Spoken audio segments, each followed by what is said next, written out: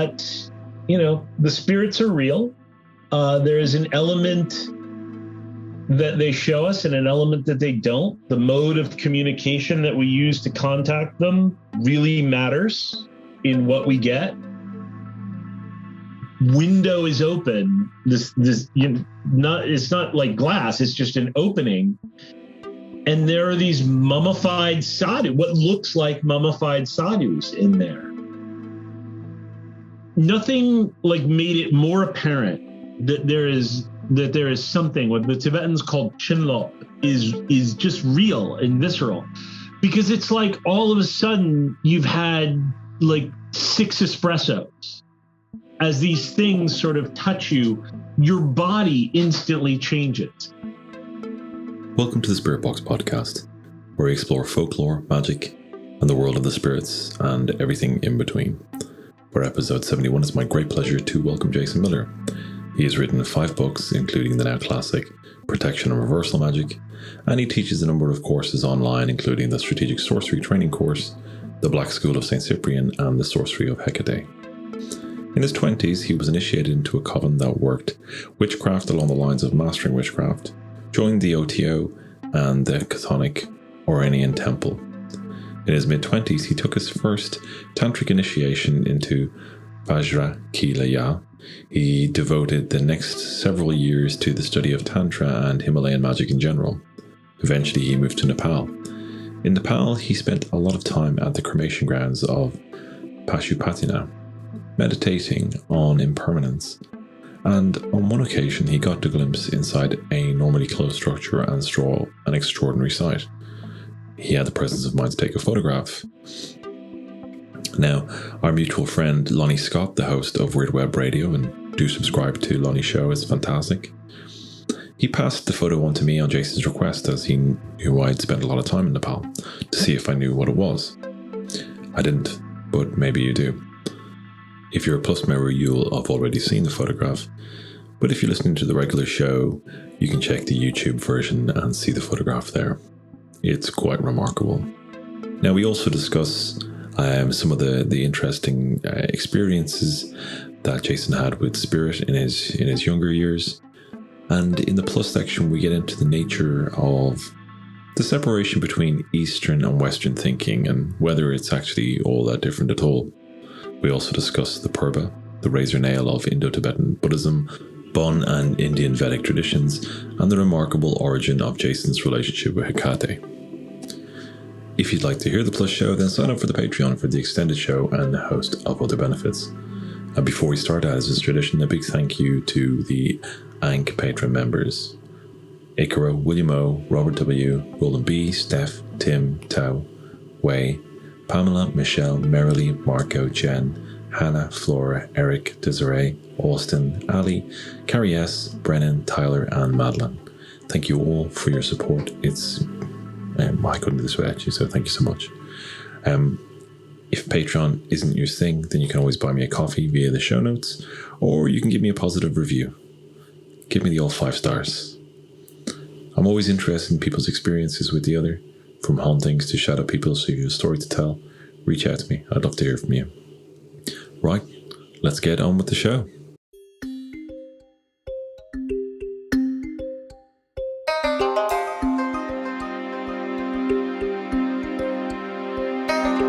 Jason Miller, you're very welcome to Spirit Box. Well, thank you for having me. Oh, it's an absolute pleasure. It's an absolute pleasure.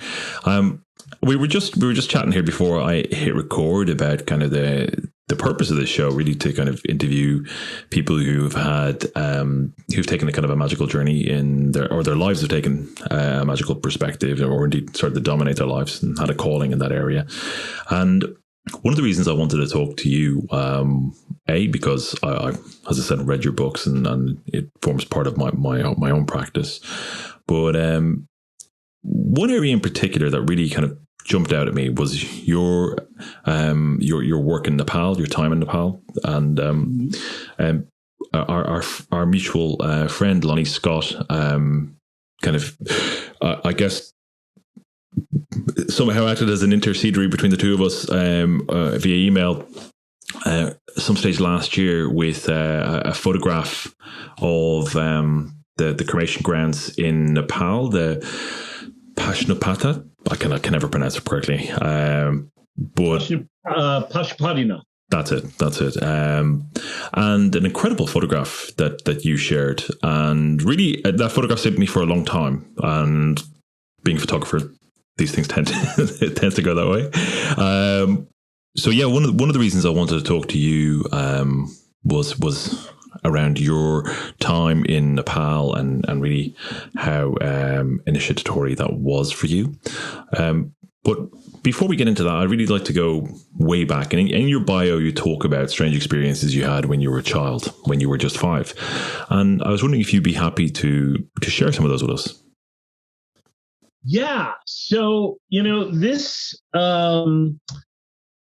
this was, I remember distinctly. I don't actually remember a ton about the time really like before like 7, 8 years old.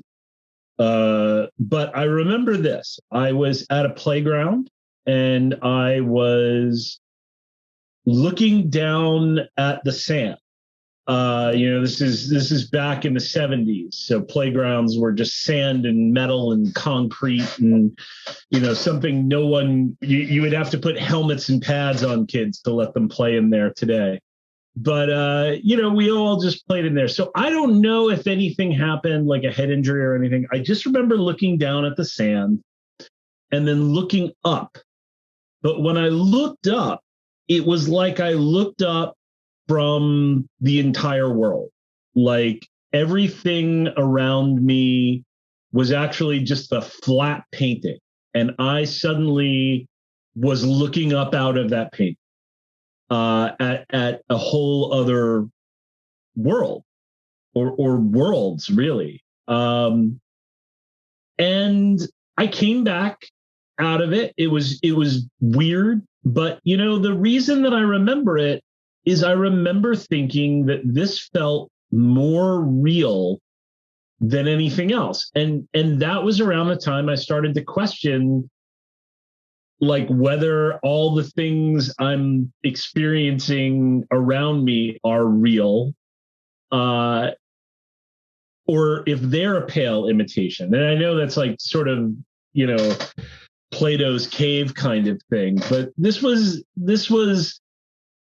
I mean, a very real experience for me. And it set up a chain of experiences where I would be out or at home and everything would just seem to freeze. And I would have these experiences of long, tall, shadowy figures.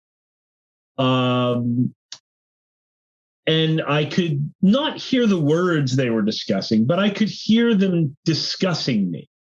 And noticing that I was noticing them. And then it would all go back. But I mean, like things that are just impossible. Like I would be in the back seat of the car while my mother and grandmother were carting me around somewhere. And then they would disappear, like literally not be in the front seat of that car. And I would just be in the back.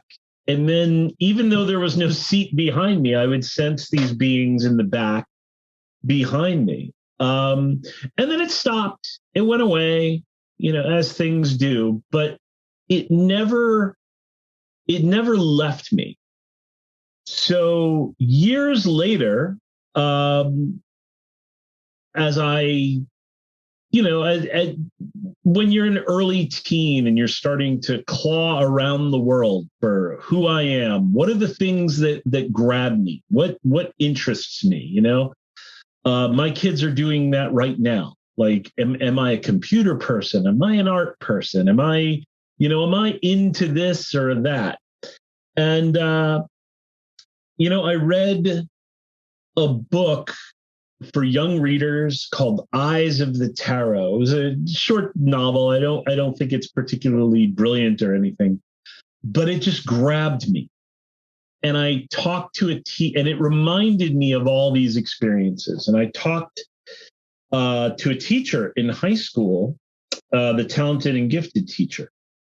And she a couple days later gives me a tarot deck, because I didn't know where to get a tarot deck at the time. I thought they were something super special, because I couldn't drive yet, so I didn't really know that you could just buy one at the bookstore.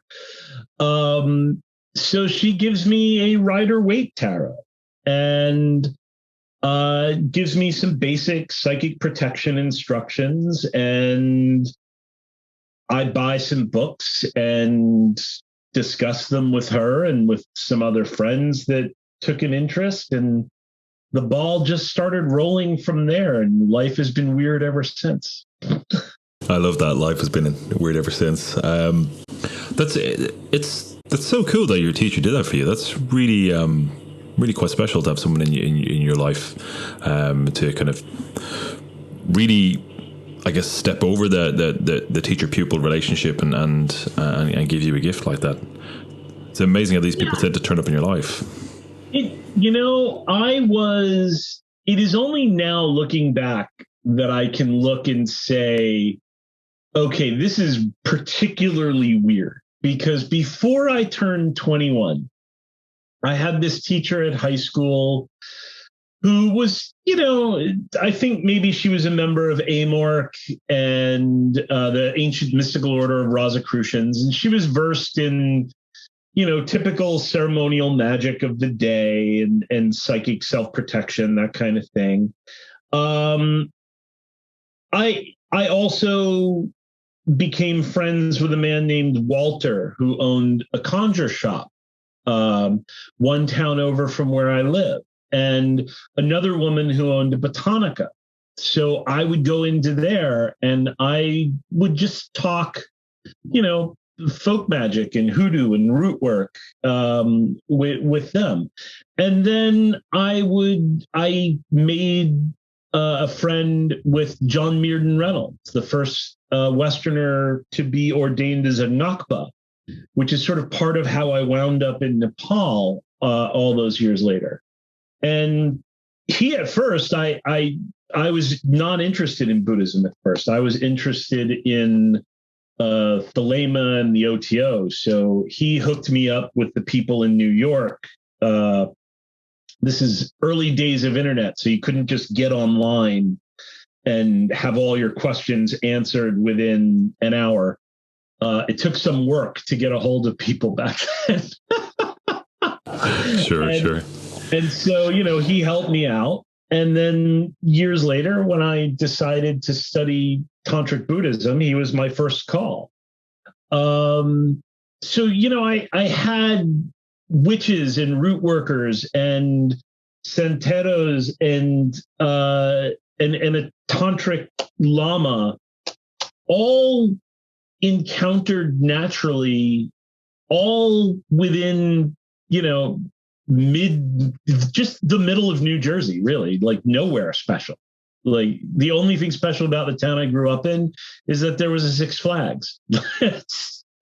But it all just coalesced right there in a short amount of time. And all people that exhibited remarkable patience and interest in answering my questions and helping me along. So I owe an immense debt to all of them.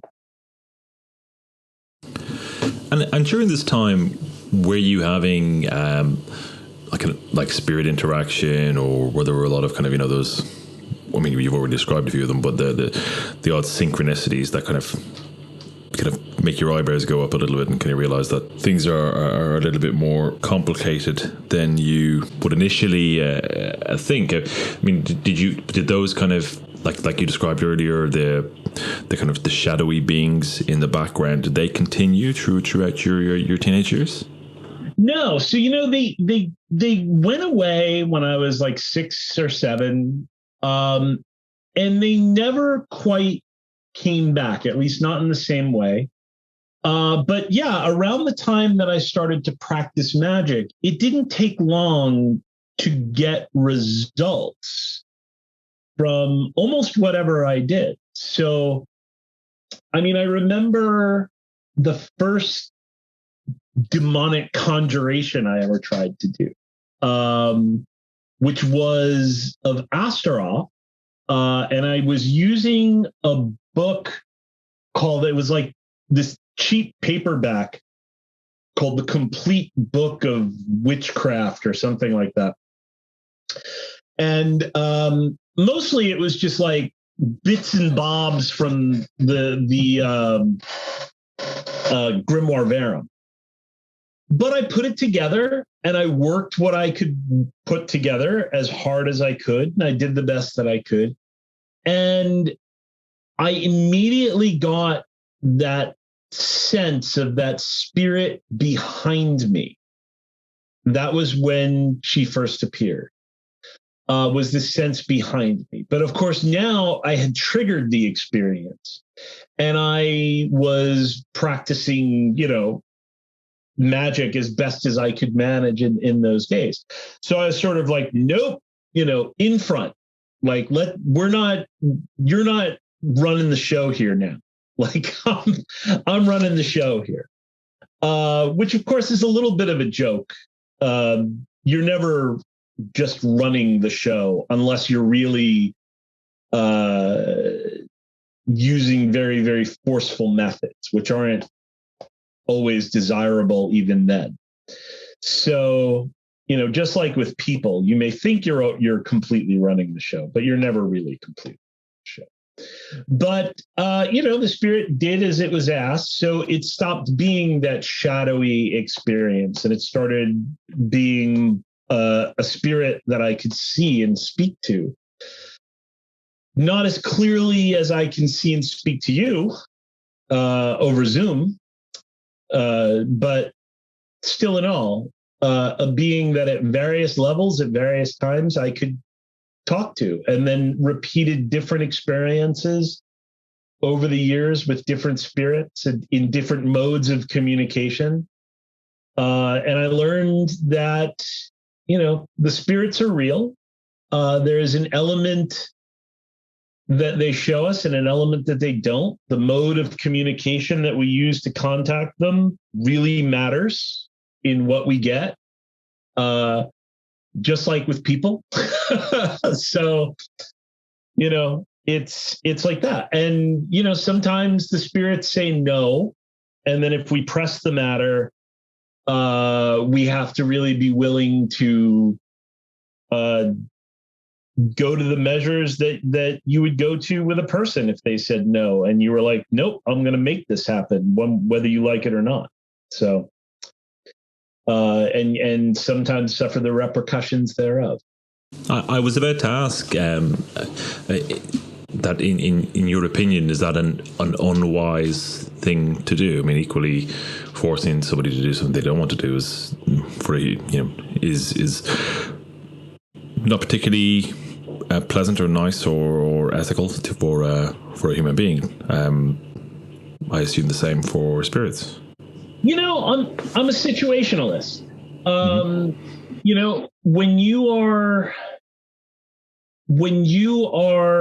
When we talk about whether it's ethical to compel somebody to do something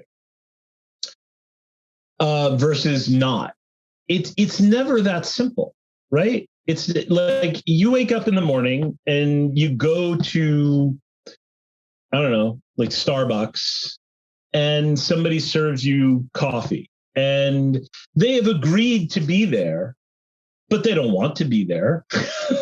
And maybe they don't want to be there that day, but they're being compelled by their contract to be there that day. And they're compelled to have that contract by the needs of society that say they are. Now, let's say you have a neighbor who they've decided that they want their house to be a big Airbnb. So suddenly you're living next to a frat house and you decide to take that neighbor to court. Well, is it ethical to make them do what you want them to do? I would argue that it is, because it's a combative situation. It's a situation that is antagonistic right by its nature. And in those times, there's not really right and wrong. There's just winners and losers. Sure. And so with spirits, if you trace the line of, say, the grimoires, right? you get back all the way down to the Testament of Solomon. And the Testament, where do these demons from the Testament of Solomon, what's the story? Well, it's an exorcism. They're doing an exorcism of a boy, and the exorcist gets the names of all the demons and the angels that control those demons and what they do and what they're good for, and he writes them all down. But it starts off as a combative situation, like as a confrontational scenario.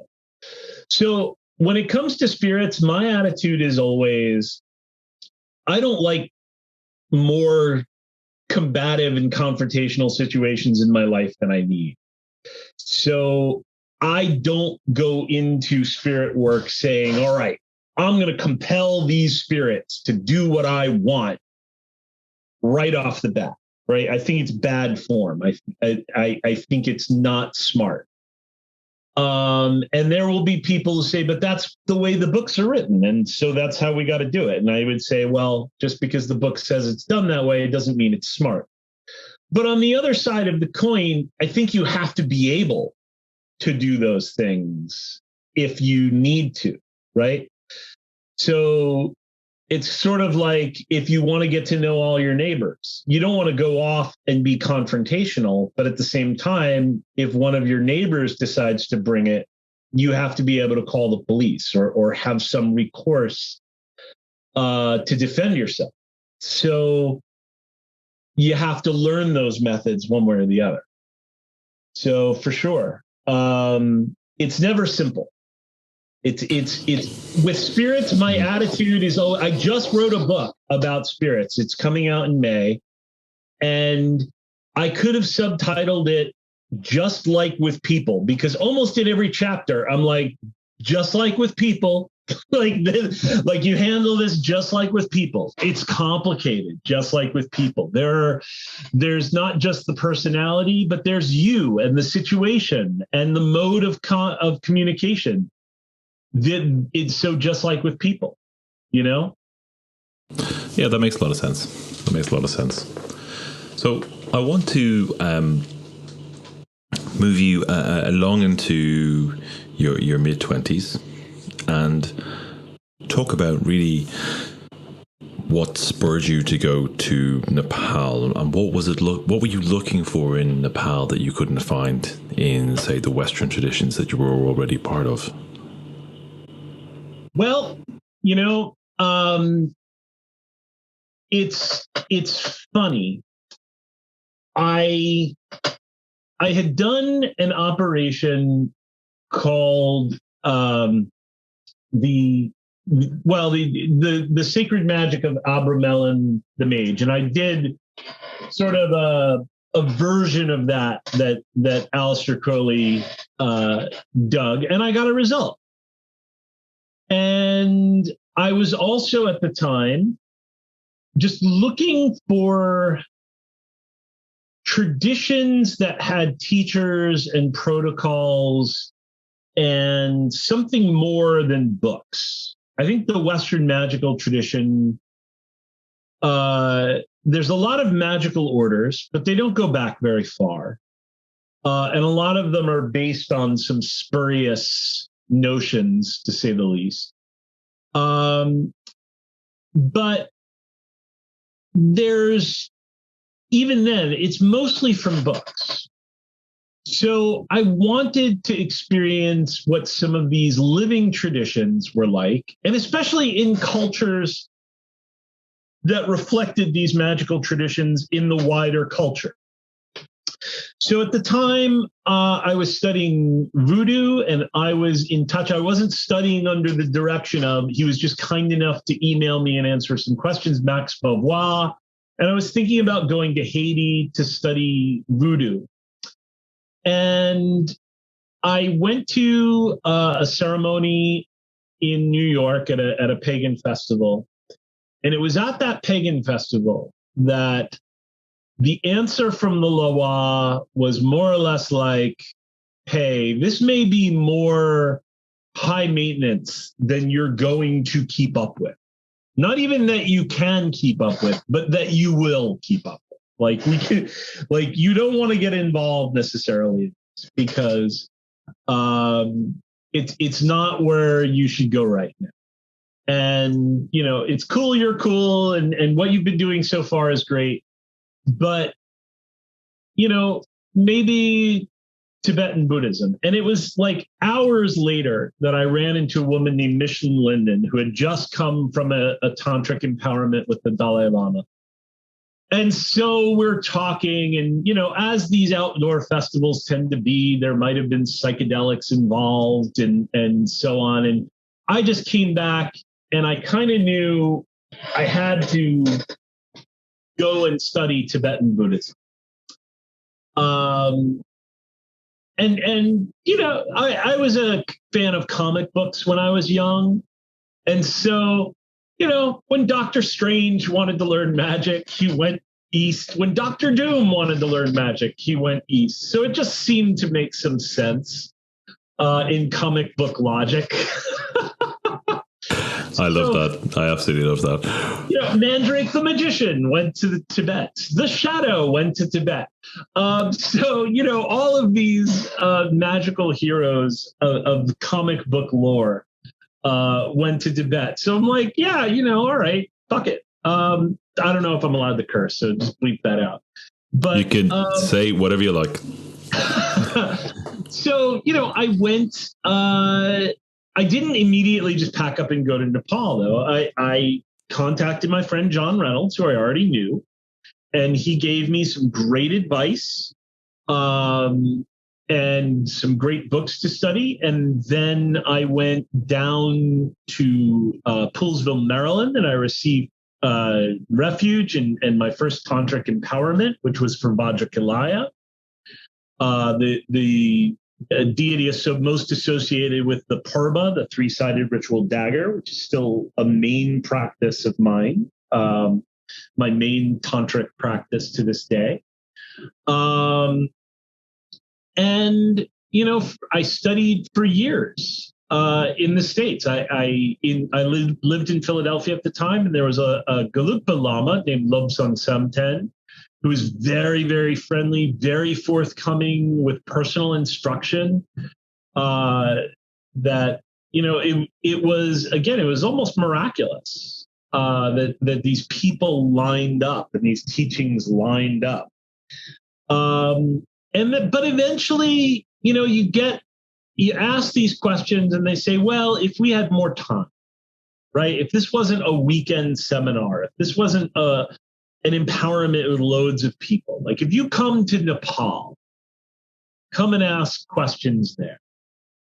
And so after a few years, I said, well, this has really, captured me. And so I need to go where this is the thing. Go and meet the lamas that said, if you come to Nepal, I'll tell you more. And go meet other lamas that don't travel. And go see what's what, see what this is like in practice, in society. And so I did, in fall of 1999, I think October, I hauled off to Nepal, and, it wasn't long. It was like May 2000 that I came back. So it's not like I was there forever. But it was, I had a fast track in that John Reynolds would vouch for me with some lamas, and then some lamas just lined up. Within a week of being in Kathmandu, I left Kathmandu to live with Ngakpa Kunzang Dorje in Parping. And I lived there for a month. Which is just sort of like freaky, miraculous luck, because he wasn't an easy guy for people to get to know.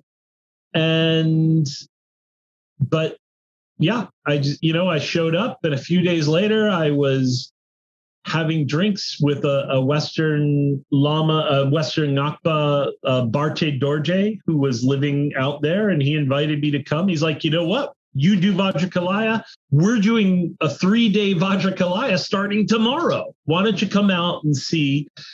And then I did, and they gave me the blessings to wear the Nakba shawl and Zen. And for the next several days, I did Vajra with all these lamas, sitting with them as villagers came in and received blessings, and it was magnificent.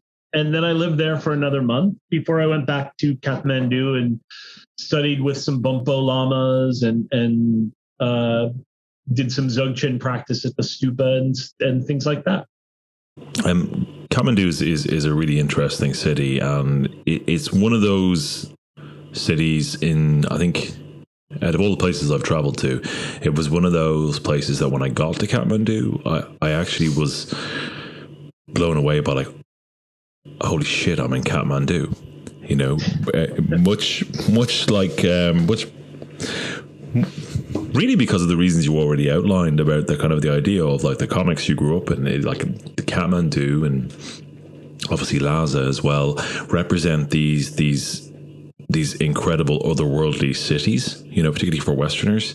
But weird things do happen, and obviously kind of remarkable stuff happened to you when you went in pursuit of that. And I'm just looking on the map where Parping is, and you like from the States, had you traveled like into areas of, say, like totally different cultures before, or was this your first time in being really immersed in another culture? You know, when I was young, I went backpacking in Europe for a few months, kind of like how, you know, just sure. You're taking a break from college. So back in the 90s, it was Let's Go Europe. You get your copy of Let's Go Europe in a rucksack. And so, you know, the furthest east I had been was Budapest. Right. So, yeah, this was my first. I flew Pakistan International Airline. The government was overthrown like about an hour and a half after I bought my ticket. Like, I'm literally like sitting, watching TV, talking about, you know, I just bought this ticket on Pakistan International Airline. It was like $500 less than anywhere else. What a deal. You have to stay in Karachi for like 36 hours, but it's okay, you know, because money was tight. Yeah. And then, like, the news comes on. It's like, General Musharraf has just, you know, overthrown the government of Pakistan. I was like, God damn it. Yeah, that's hilarious. Oh, my God. But you know what? Totally cool. It was, you know, as easy as a flight like that can be. It was. We arrived, and this $500, like, cheaper ticket included a hotel stay at a gorgeous marble. I couldn't believe it. I was like, you must. I think you have the wrong, like, Jason Miller, because my ticket is like, you know, discount bargain basement. And they're like, no. You know, the hotel and lobster dinner and everything, like, it's all included. Yeah. And then the next day when we flew to Kathmandu after a little tour of Karachi, it was like, you know, they bumped up to first class because I was bigger, you know, a little heavy set. They're like, come on up, you know, like, and that's perfect. Amazing. I was like, wow, no complaints there. No complaints about the pre 9/11 post Musharraf Pakistan whatsoever. But other than that, so that was my first. And you know, in Kathmandu, it is overwhelming. You know, you step off the plane at Tribhuvan and you're like, oh my God, like just the smell of exhaust and incense and people offering you everything under the sun. You don't even know where to start. Yeah, it's really overwhelming, and I think that's what's really striking me here is that you're basically within 3 days, you've done the travel, which is, you know, it is a transformative and you know, pretty frightening experience in itself, right? Like, you know, the people talk about getting out of your comfort zone. Well, you know, traveling like that is. Comfort zone doesn't come into it. You know, but then you arrive in Kathmandu, and like 3 days later you're out in Parping, you know, and with the lamas. I mean, that's remarkable. So if I remember correctly, I got there and I met this guy, Steve Dignan, on the plane, and he was arranging a Bumpo retreat. So he had like the line on hotels in Tamil.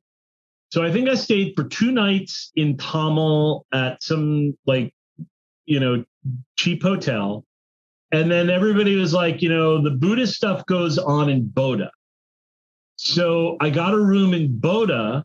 So just a little further. I mean, technically, I guess some people would consider it part of Kathmandu. Sure. But so, on the outskirts, the sort of the Tibetan area of it, that is Swayambhunath, those 2 stupas that kind of mirror each other. So, now I'm in Boda, and I was in Boda for maybe a few days. So, but it was within a week. Like, it was a week. And so I was at the Double Dorje in Boda, and I met Barche, and he was like, come on out to Parping the next day. I was like, and I had nothing going on because I was just I was still trying to get my bearings, like figuring out what's what, where's where. You didn't really have the internet, so it wasn't like stuff was posted anywhere. I would just like walk up into Gompas and be like, hey, so, what's going on? And John Reynolds had not come into the country yet. So he wouldn't be there for another 2 months. But then, off I was. And so a week later, I'm up in Parping with a Ngakpa shawl and all these other lamas, and it was remarkable. It was absolutely amazing. So the place was called Sogyal Gepeljong, and it was like a retired lama's home for non-monastic lamas.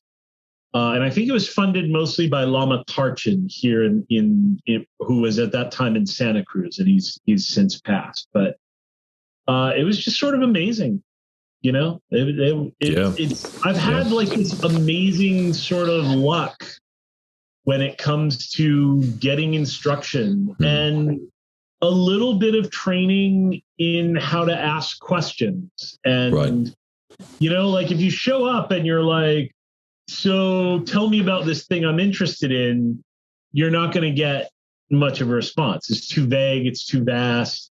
You got to kind of ask targeted questions. So that's where the book learning comes in. Like you got to read and get to know a little bit. So then you can say, well, this particular mantra, how is it done exactly? What is its purpose? Where does it go in this sadhana?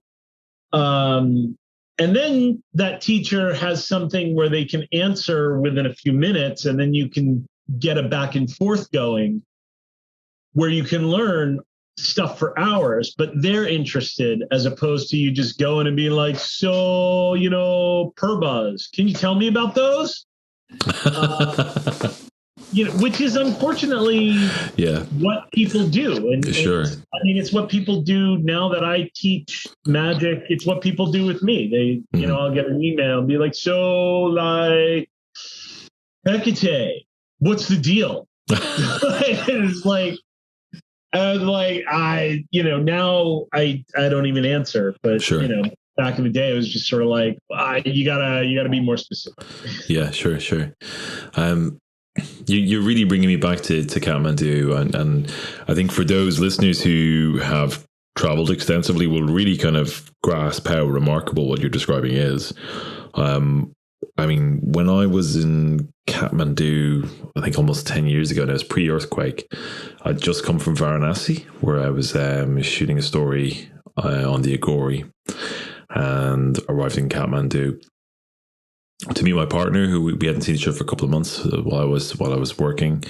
And one of the things that really struck me about Kathmandu is it really kind of, whatever you're looking for, it prepares a face for you in that regard. Like if you're there for the Himalayas, you can find North Face knockoffs, everything you want, right? It's all there. I think I still have some of it. I think I still have all my North Face knockoff gear. But one of the really cool thing for me, and like just your piece about comics really made me laugh, because Grant Morrison speaks about meeting aliens. And the Grant Morrison, his experience in Varanasi. Yeah. I think it was Kathmandu. I think he had he was like a rooftop in Kathmandu. You're right. Yep. And smoking charas, and I think it was charas, and kind of met this kind of kind of embryonic intelligence.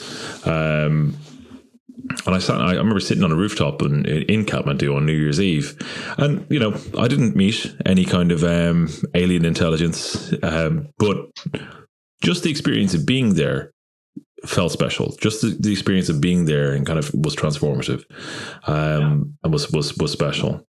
I did pick up a lot of art from the area. There's like the dealerships all over the place, catering to tourists. And I got there was an elderly guy, and he looked, for all intents and purposes. Do you remember what's it called? Big Trouble in Little China. Yes. The thing, and the kind of the elderly Chinese wizard in that kind of this. Yeah. Well, this gentleman who ran the antique store looked very similar to him, and so I was really kind of just I was kind of in my element, kind of going, this is I'm surrounded by all this incredible like Tibetan and Nepalese artifacts, and we were just chatting for a while, and he brought me down into the storeroom in the basement. And in the Kathmandu, the power goes on and off all the time. So so it's just kind of this dusty room with rows of shelves and shelves of like shamanic masks and all kinds of stuff, and conch shells and what have you. And the power goes. So we were just there with torches going through this enormous basement of all these kind of antiques, and it was just so cool. It was just awesome, and such an adventure. I think that's the thing for me with travel, is that incredible adventure, and that in itself, what that does to you, and changes your perspective. And I was wondering, do you have any kind of stories like that kind of like are almost anecdotal, but those small experiences that happen that are just ones that you look back on and go like, that was incredible. That was amazing. Oh, there were a lot. There have been a lot, but your power out story, it reminds me, when I was there was this like super moon. I know that now, like, there's a supermoon every year, but at the time, this was like a big deal. Like, the moon will be closer, and so on and so forth. So, I was up with this girl, Marissa, I think her name was, and on the stupa at Bodhanath, you're only allowed up to a certain point. Like, you can't walk up beyond that point. They don't want you to touch like the whitewashed area, the dome and stuff. Sure. And for good reason, I mean, these things deteriorate with too much tourist attention and so on. So it's absolutely with good reason. And we were up there, and the power went out, but it was so insanely bright because of the moon. And I was just looking around Boda, and I was just like, you get little hints. I mean, it's all new shops and things like this, but the layout of the place is all built on hundreds of year old. The stupa is thousands of years old. So, we're up there, and she's kind of like, hey, let's quick jump up to the level we're not supposed to go to. And so we did. We just kind of leaned back on the dome, right? So we leaned back on the dome for a second. And this is a terrible story to admit to, because really, like, if you're traveling please like respect the rules that people put out about their artifacts and antiquities and the care of monuments. I was wrong to do this, but I did it. And I leaned back, and it was both of us. It was like the stupa went up and kind of just like wrapped itself around us in this weird way. And we both had these crazy visions of this meditating corpse inside. And of course, the legend is that the body of the Buddha who predates the Buddha Shakyamuni, who was the fourth, Buddha. The Buddha that we all know as Buddha is supposed to be the fourth Buddha, or the Buddha of this current age. Okay. So the Buddha before him is reputed to be interred deep into the stupa. And we felt this like immense like giddiness, this bliss and emptiness wash over us as we had this vision of this sort of like alien thing. And then it was sort of like, okay, now get the fuck off my stupa. It's like, like you've had this experience. Like you reached out and touched someone. Very nice to meet you. Now, move along. Like, you're not supposed to be up here. And, so, there was that, but God, there were so many just things. I remember,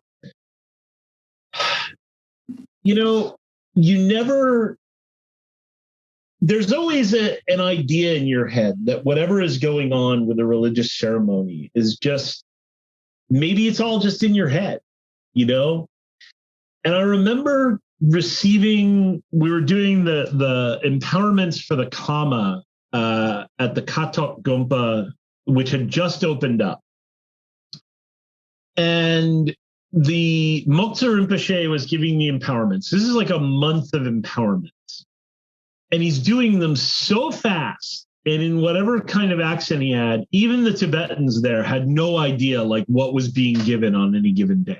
They would have to right. No one can understand him at all. And certainly I couldn't understand.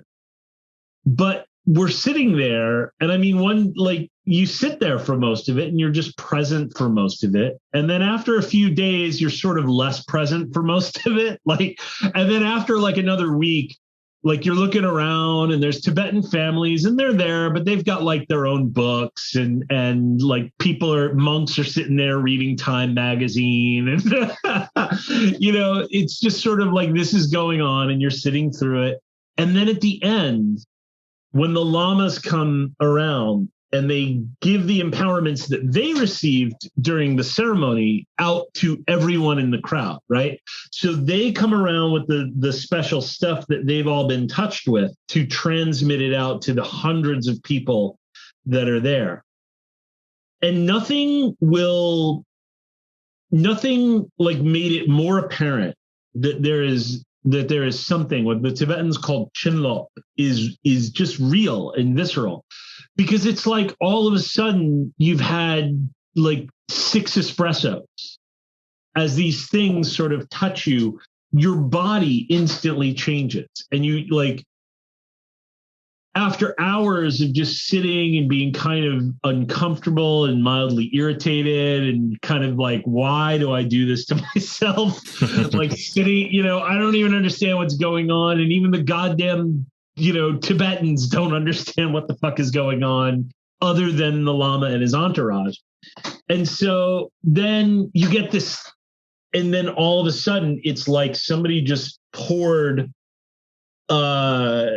this directly in through the crown of your head, and you're like, woo, I feel great. Do you feel great? I feel great. Let's go get a cappuccino. I feel great. Let's just run home. And, and as soon as we get a cappuccino, let's go do these practices and sit down and meditate.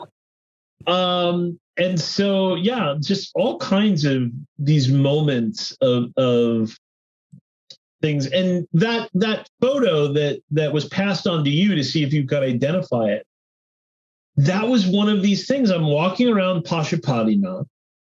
which I was there to meditate on impermanence. But most of the people, as you know, are practicing, Hinduism, not Buddhism. And so there's a variety of sadhus. Everyone from the guys that are sadhus for photographs, to the real sadhus that are living there and they're teaching, and the milk baba is there, and there's the Agori whose name I can't remember, and he's walking around in black, and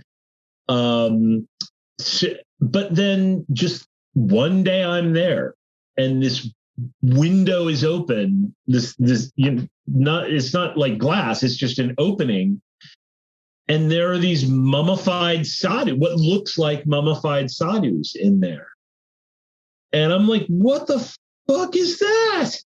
Yeah, it's incredible. People around are like, oh, I don't know, I've never seen it before in my life. And I walk up and I'm like, seriously, it was like a movie. It was like this field of like you're passing through this membrane as I reached into the area to see if I could take a photo. And it was remarkable. And it was remarkably similar to, I hate to talk about like the qualities of energy. It sounds so new age and so just terrible, but there's not really too many other words for it. So like the quality of that, what was going on, the only time that I can ever compare it is when a friend, when I was a teenager, showed me his Nganga. He was a practitioner of both Candomblé and Palomayombe. And so there was this element of that kind of really advanced necromancy. Nothing, people see the Ngangas and they see that photo and they, and I guess maybe they get like associated with evil or ooky spookiness, but the spookiness comes from our discomfort with death. Absolutely. And so once you wrap your mind around like, hey, like this is like, if you want to look for the thing that we all have in common, right? Like it's not, the world doesn't all get a Coke, but we all get to die. So like every person that's ever lived at every part of the globe, like this is the unifying experience that we have. And once you get kind of comfortable with that, it stops being, it's still a little ooky spooky, but it's not evil, right? You distance it from that idea that like, oh, these people must be evil if they're all. So it's not that at all, but it is definitely this quality of, wow, there's some post-life stuff going on here that's pretty heavy. And then I never saw it again. I could never find it again. I'm sure it was never opened again. And I've shown that photograph to God knows how many people. Who have been there way more than I have. And nobody knows what it is. If I didn't have the photo, I would start to think I didn't see it at all. Sure. I think it was a delusion. So we've gone for a while, Jason. I was wondering if there's if people want to find out more about you and your work, where's the best place to find you? strategicsorcery.net. That's me. That's where I am, and it's the easiest place to find my blog, find the books, find any news of what's going on. Cool. And top tip is to not send any emails asking irritating questions about Hekate and the purpose. It's like it's so weird getting whatever small amount of popularity that I've received has kind of been like, I understand like why people, like, you just run out of time, so you can't write back unless they're already enrolled in a course. But what if people have a question before they enroll in the course? And it's just sort of like, you try, but I can't. So, and I'm not quite ready to hire someone to answer for me, like that's like a leap of faith and that I'm not quite ready to take, because I'm not very trusting of people. So if you write me, try to be specific and pithy. Because if you, like, seriously, like, people write with like a 10,000 word story, I just open it up and then I close the email back again. I'm like, okay, that's fair enough. Yeah. But if you write me a couple sentences, I will try to answer you that week for sure. Cool. Right. Well, I'll put the link to your site in the show notes, and and if you are writing to Jason, please pay heed to what he's laid out. No essays and no dumb questions. Jason, it's been an absolute pleasure to talk to you. Really appreciate your time, and you've really brought me back to some of my travels, and it's been so interesting to hear you reflect on your travels. I'll have to go off and have a look at my photographs of Kathmandu now. Oh, you too. Your photographs are gorgeous. Oh, thank you so much. And just sent me right back. So thank you so much. You're welcome. Brilliant. Well, it's been a pleasure talking to you, Jason. You too. Take care.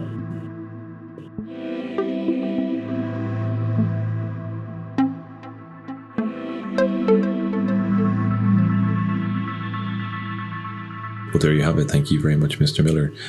It was really lovely to talk about travel and talk about Nepal and just hear about Jason's amazing experiences. Truly remarkable stuff. If you want to find out more about Jason, then do check the show notes. All the links to his work can be found there. Right, that's it for me. Thank you.